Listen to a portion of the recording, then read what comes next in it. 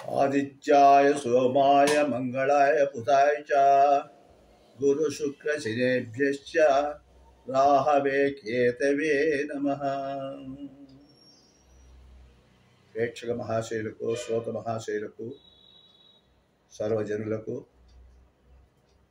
నమస్కారాలు. మహాశైలారా, ఈరోజు ఈ ఎపిసోడ్లో ఒక ముఖ్యమైన విషయము అందరికీ చెప్పదలుచున్నాను. అది ఏమంటే, ప్రజలలో రేపు పున్నమ, పాల్గొన శుద్ధ పున్నమ. ఈ పున్నమ నాడు గ్రహణం ఉందని అందరూ కూడా అనుకుంటున్నారు.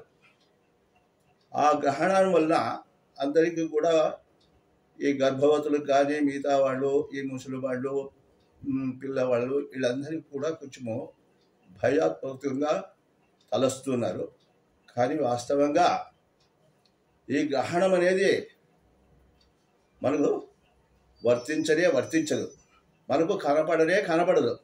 ఇదంతా కూడా వేరే దేశాలకు సంబంధించింది కాబట్టి మనకు ఈ గ్రహణం అనేది రేపు ఉండదు.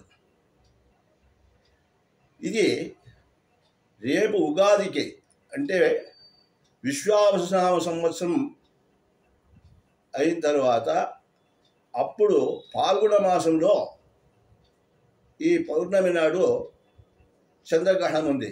ఆ గ్రహణాన్ని అందరూ కూడా ఈ సంవత్సరమే ఈ పాల్గొన మాసం పున్నమి నాడే ఉందని భావిస్తున్నారు.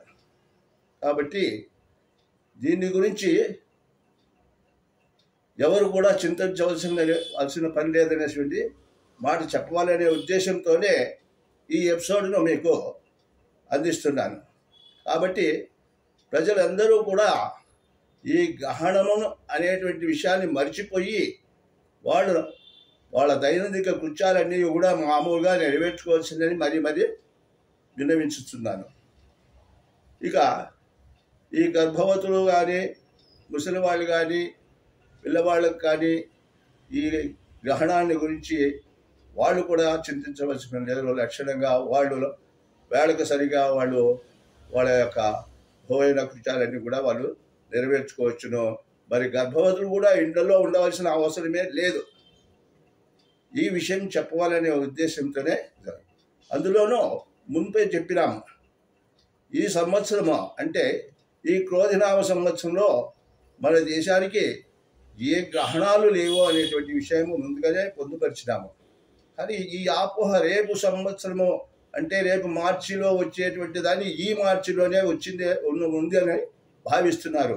ఆ భావన అందరూ కూడా తొలగించుకొని మీ యొక్క దైనందిక కృత్యాలన్నీ కూడా మీరు యథాప్రకారంగా నెరవేర్చుకుని ఏ భయము లేకుండా ఉండవలసిందిగా మరీ మీకు విన్నవించుకుంటున్నాం.